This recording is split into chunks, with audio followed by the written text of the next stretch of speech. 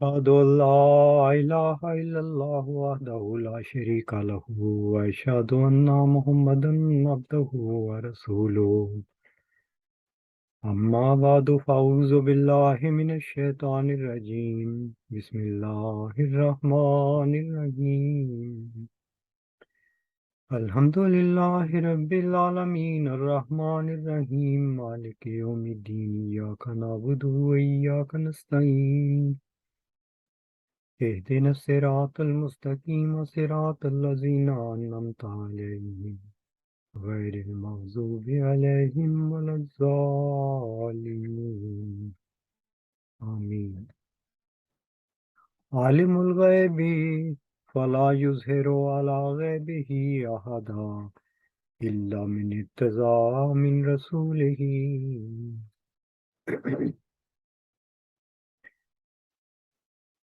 قرآن کریم میں غیب کی ایک خبر جو حضرت محمد صلی اللہ علیہ وآلہ وسلم کو دی گئی وہ کائنات کی تخلیق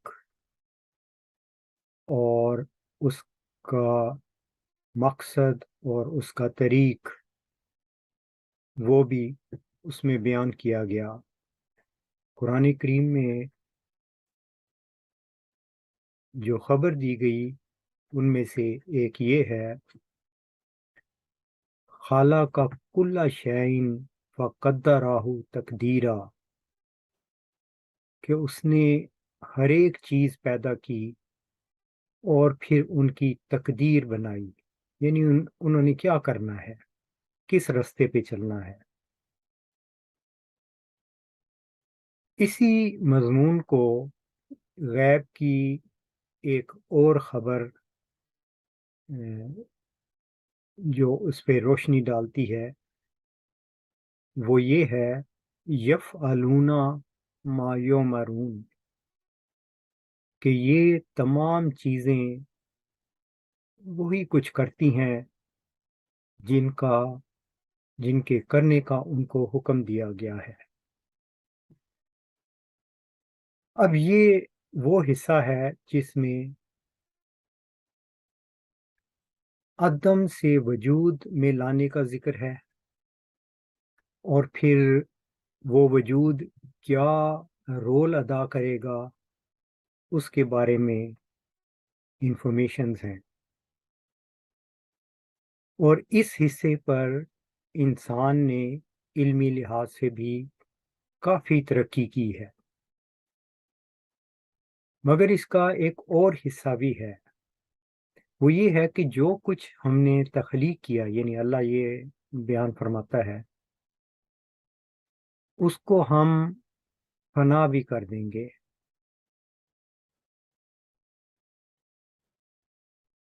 قرآن کریم میں آتا ہے کل من علیہ فان، کہ جو کچھ بھی ہے وہ فنا ہو جائے گا۔ پھر ایک اور جگہ فرماتا ہے حالانکہ کل شعین الا وجہہ، ہر چیز ہلاک ہو جائے گی سوائے ہستی باری تعالیٰ کے۔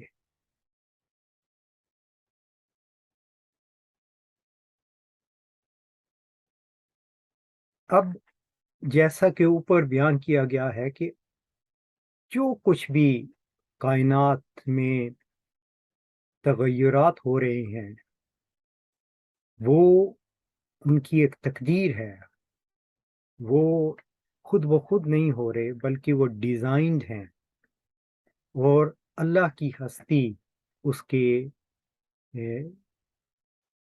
کے پیچھے موجود ہے، اس کی غایت میں موجود ہے۔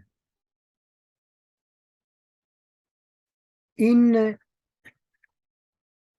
جو واقعات یا جو تغیرات وقوع پذیر ہو رہے ہیں یہ ظاہری طور پر بھی ہیں اور باطنی طور پر بھی ہیں۔ میں اس میں سے ایک پہلو آپ کے سامنے رکھتا ہوں کہ اس وسیع کائنات میں جہاں بے شمار کہکشائیں ہیں، اس میں ایک کہکشاں میں ہمارا نظام شمسی بھی ہے۔ اس سورج کی وجہ سے اس کرۂ ارض پہ جس پہ ہم آج موجود ہیں، ہمارے لیے حرارت اور دیگر فوائد موجود ہیں۔ اگر یہ سورج نہ ہو تو یہ جو کچھ ہم زمین پہ دیکھ رہے ہیں، ہریالی اور زندگی کا وجود، یہ بھی نہ ہو۔ اس چیز کو مثال بنا کر اللہ تعالیٰ نے حضرت محمد صلی اللہ علیہ وآلہ وسلم کو بھی سورج قرار دیا۔ یعنی آپ کے ذریعے سے وہ علم اور روشنی دی گئی جو انسانی زندگی کے لیے ضروری ہے۔ اس کے بغیر یہ زندگی قائم نہیں رہ سکتی، اور یہ باطنی زندگی کی بات ہو رہی ہے۔ قرآن کریم میں سورۃ احزاب میں اللہ تعالیٰ رسول کریم صلی اللہ علیہ وآلہ وسلم کی نسبت فرماتا ہے، وَدَاعِيًا إِلَى اللَّهِ بِإِذْنِهِ وَسِرَاجًا مُنِيرًا، کہ یہ نبی صلی اللہ علیہ وآلہ وسلم اسی اللہ کی طرف بلاتے ہیں جو اس تمام کائنات کا پیدا کرنے والا ہے، وَسِرَاجًا مُنِيرًا، اور آپ کو ایک روشن سورج بنایا ہے۔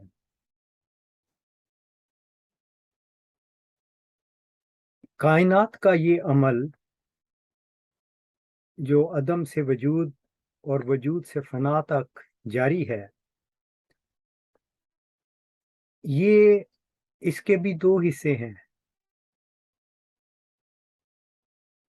عدم سے وجود اور فنا کا پروسیس بہت قلیل مدت بھی ہے اور بہت طویل مدت بھی ہے۔ جہاں تک قلیل مدت کا ہے تو جو سب اٹامک پارٹیکلز ہیں ان میں سے بعض ایسے ہیں کہ جو ایک سیکنڈ کے بھی لاکھویں حصے میں پیدا ہوتے ہیں اور فنا ہو جاتے ہیں، اور پھر اس طرح کے بھی ہیں جو جن کی وجود کچھ عرصہ رہتا ہے اور پھر فنا ہو جاتا ہے۔ مثلا ہم انسان کو دیکھ لیں تو انسان جب پیدا ہوتا ہے تو اوسط عمر اگر ہم کہہ لیں کہ اس کی 80 سال ہے، تو اس کے بعد وہ فوت ہو جاتا ہے یا ایک اور دور میں چلا جاتا ہے۔ تو اس طرح یہ تخلیق اور فنا کا پروسیس چلتا رہتا ہے، اور بڑے پیمانے پر مثلا ہم یہ دیکھتے ہیں کہ ہماری زمین کا شاید 5.5 بلین سال پہلے بنی، اور جو کائنات کے بارے میں ہے کہ وہ 13.7 بلین سال پہلے وجود میں آئی تھی، اور پھر اس نے فنا کی طرف جانا ہے، اس پہ کتنا عرصہ لگے گا۔ تو یہ طویل مدت کی تخلیق اور فنا کا پروسیس ہے۔ اب رسول کریم صلی اللہ علیہ وسلم کی ہستی کو جب ہم دیکھتے ہیں تو اللہ تعالیٰ نے آپ کو آپ سے پہلے بعض واقعات کا ذکر، غیب کی خبر دی، اور آپ کے بعد ہونے والے واقعات میں سے کچھ کی خبر دی، اور وہ بھی قرآن کریم میں ان کا ذکر موجود ہے۔ ماضی کے کچھ واقعات کی خبر میں پچھلے چند خطبات میں ان کے بارے میں بات کر چکا ہوں۔ اب میں ایک خاص چیز جو آئندہ کے بارے میں ہے اس کے بارے میں آج خطبہ دوں گا۔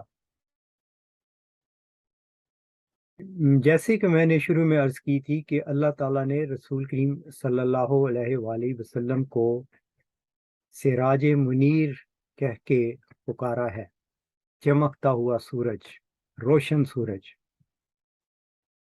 مگر اللہ تعالیٰ غیب کی ایک خبر بھی قرآن کریم میں دیتا ہے، یعنی رسول کریم صلی اللہ علیہ وسلم پر اس کا اظہار فرمایا، وَإِذَا الشَّمْسُ كُوِّرَتْ، جب سورج کو ڈھانپ دیا جائے گا۔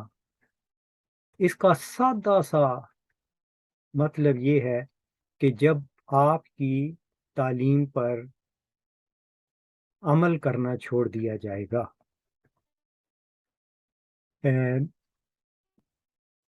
اب ہم آپ کے بعد بھی دیکھیں گے کہ کیا ہوا، کیسے یہ تعلیم چھوڑی گئی، مگر ایک مثال سے اس چیز کو میں واضح کرتا ہوں۔ آپ کے ذریعے سے اللہ تعالیٰ نے یہ خبر دی تھی کہ انسان کو اس کے بنیادی حقوق دیے جائیں، اور یہ خبر ہمیں قرآن کریم میں سورۃ طٰہٰ میں ملتی ہے، جہاں اللہ تعالیٰ فرماتا ہے،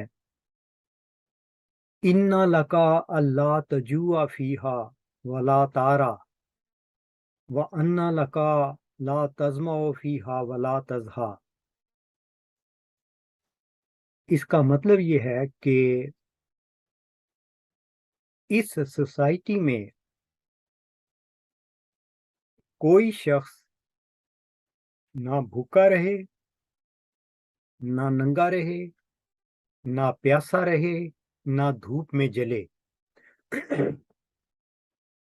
اس کو سادہ لفظوں میں کہا جاتا ہے کہ روٹی، کپڑا اور مکان اور صاف پانی انسان کو مہیا کرنا ذمہ دار افراد، حکومت وقت کا فرض ہے۔ یہ فرض ہے، یہ ایسے نہیں ہے کہ ان کا احسان ہے، ان کی یہ ذمہ داری ہے۔ اگر وہ حاکم بنے ہیں تو انہوں نے یہ کام کرنا ہے۔ اب ہم خود رسول کریم صلی اللہ علیہ وآلہ وسلم کا طریقہ کار دیکھتے ہیں کہ آپ نے مدینہ میں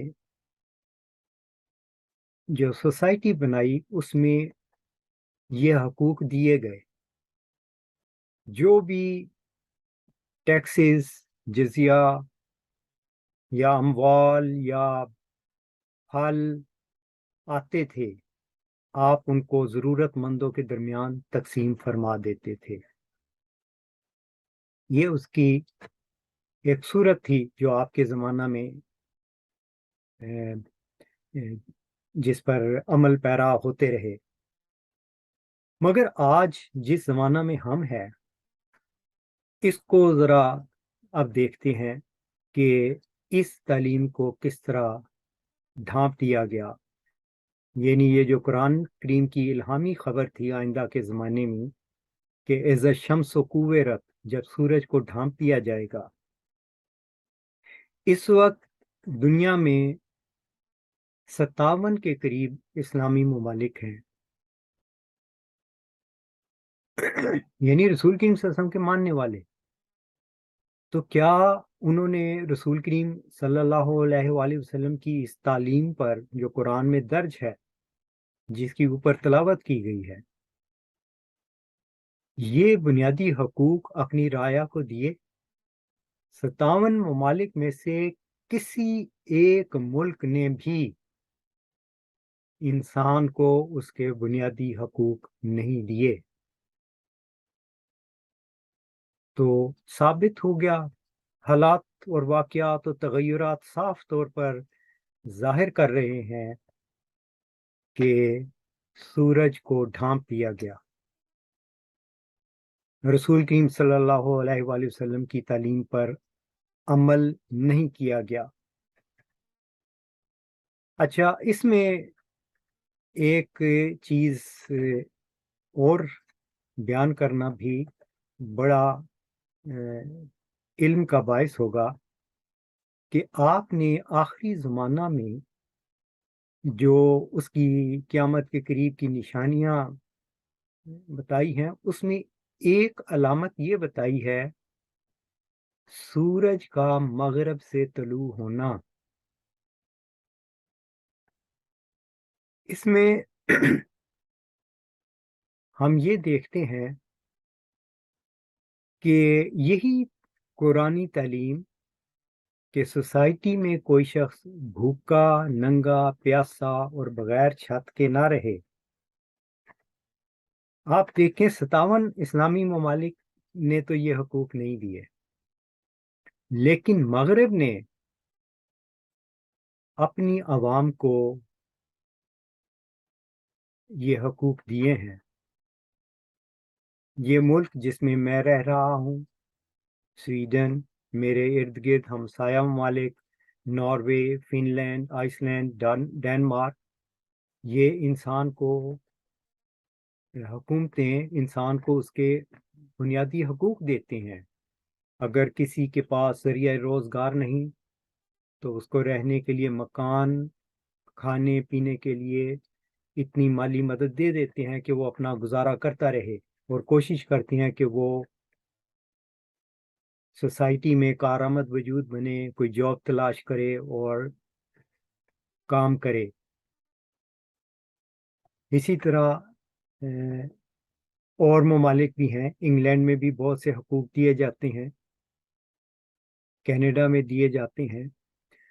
تو یہ پیش گوئی بھی ایک رنگ میں پوری ہو جاتی ہے کہ سورج مغرب سے طلوع ہوگا۔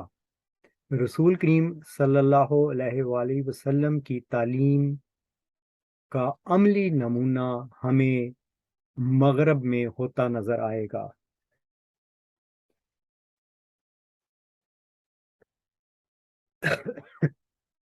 اچھا، انہی خبروں میں وہ ایک لمبی تفصیل ہے جو میں نے یہ آیت پڑھی تھی کہ اذا الشمس کورت، کہ جب سورج ڈھانپ دیا جائے گا، تو اس میں بہت سی نشانیاں بتائی گئی ہیں۔ اس میں تقریباً آخر سے کچھ پہلے یہ ارشاد باری تعالیٰ ہے واللیل اذا عسعسا والصبح اذا تنفسا انہ لقول رسول کریم۔ دیکھیے یہ کیا ہی زبردست آیت ہے، یعنی جب تاریکی پھیل گئی ہوگی، جو یعنی سورج کو ڈھانپ دیا گیا، دنیا میں اندھیرا پھیل گیا، اندھیر نگری مچ گئی، حقوق تلف ہو گئے، لیکن قرآن کریم خبر دیتا ہے کہ یہ تاریکی دور کر دی جائے گی اور صبح سانس لینا شروع کر دے گی، یعنی طلوع آفتاب کا وقت ہو جائے گا۔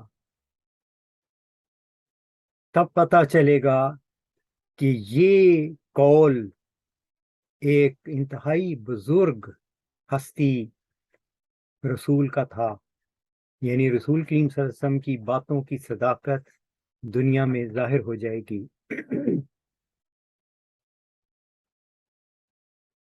اب انہی آئندہ کی پیش خبریوں میں ایک حصہ ہے وائزر رسول اقتت، جب رسول اپنے وقت پر لائے جائیں گے۔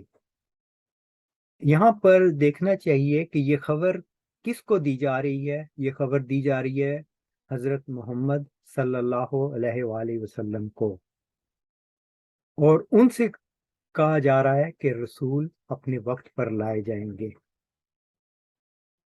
اب میں اس کو اس رنگ میں دیکھتا ہوں کہ جیسے حضرت مرزا غلام احمد قادیانی علیہ السلام یہ تشریف لائے، اللہ نے ان کو مخاطب کر کے الہاماً خبر دی، جری اللہ فی حلول الانبیاء، تو نبیوں کے لبادہ میں ایک شخص آ گیا۔ یہ وہی خبر ہے وَإِذَا الرُّسُلُ اُقِّتَتْ، جب رسول اپنے وقت پر لائے جائیں گے۔ اور اسی طرح کا دوسرا الہام جو مرزا صاحب علیہ السلام کو ہوا وہ ہے جری اللہ فی حلول المرسلین، رسولوں کے لبادہ میں۔ تو یہ اس کا ایک رنگ ہے جو میں اس کو اس طرح سمجھتا ہوں۔ پھر اس کا ایک اور رنگ ہے، وہ یہ ہے کہ خود مرزا صاحب کو جس آنے والے وجود کی خبر دی تھی اس کے بارے میں بتایا گیا قمر الانبیاء، یعنی تمام نبیوں کے واقعات کا انعکاس اس چاند کے ذریعے سے ہوگا۔ یہ اس کا مختصر خلاصہ ہے۔ اس کو اگر ہم دیکھیں تو آج جس زمانہ میں وہ قمر الانبیاء موجود ہے، آج اس زمانہ میں حضرت نوح علیہ السلام کے واقعات کا انعکاس بھی ہوتا ہے، جس کے بہت سے پہلو ہیں۔ مثلا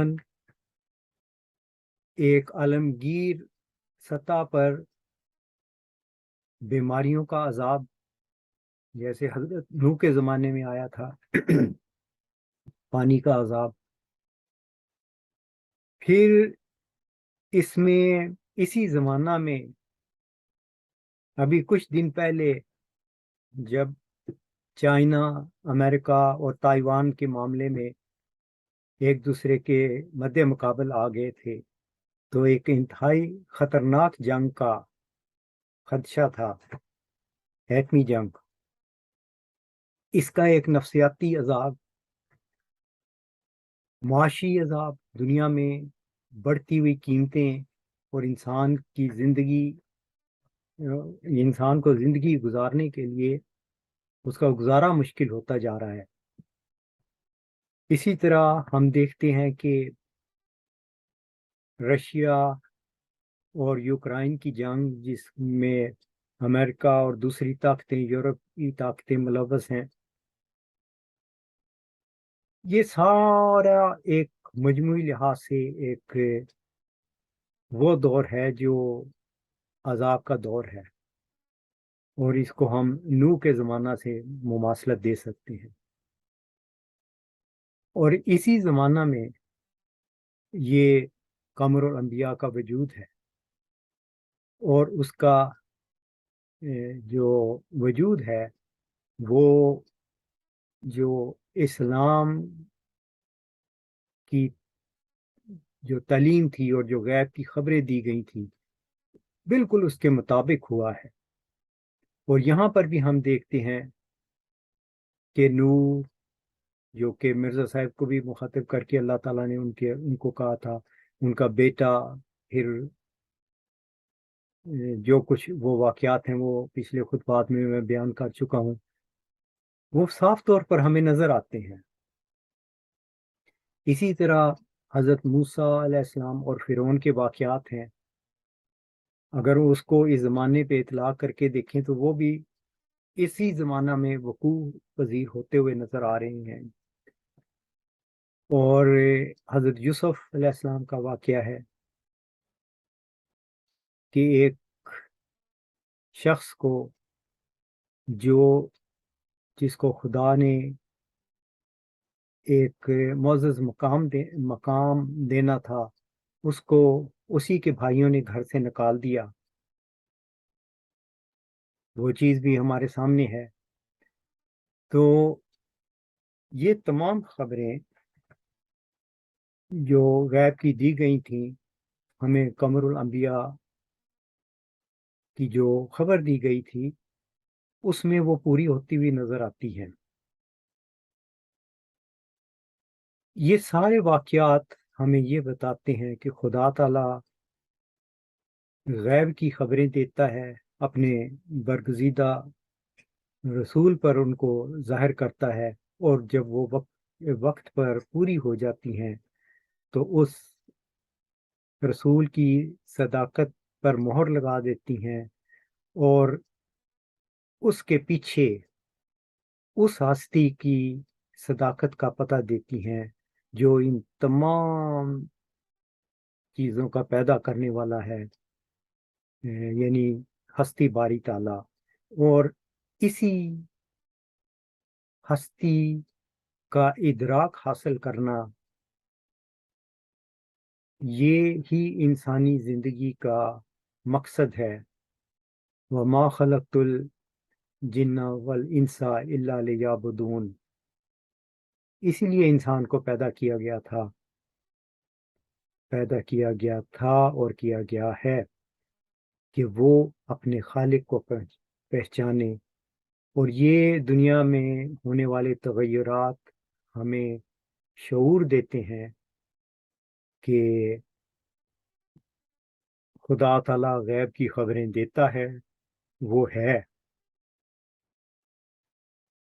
تو ہر انسان کو کوشش کرنی چاہیے کہ وہ اس بارے میں علم حاصل کرے اور اسی خدا کو پانے کے لیے ایسے اعمال کرے جنہیں ہم عبادات کہتے ہیں. وآخر الدعوانا ان الحمد للہ رب العالمین. الحمد للہ نحمده ونستعینه ونستغفره ونؤمن به ونتوکل علیہ ونعوذ باللہ من شرور انفسنا ومن سیئات اعمالنا. من يهد الله فلا مضل له ومن يضلل فلا هادي له. ونشهد أن لا إله إلا الله ونشهد أن محمدا عبده ورسوله. عباد الله رحمكم الله إن الله يأمركم بالعدل والإحسان وإيتاء ذي القربى وينهى عن الفحشاء والمنكر والبغي يعظكم لعلكم تذكرون. اذكروا الله يذكركم وادعوه يستجب لكم ولذكر الله أكبر.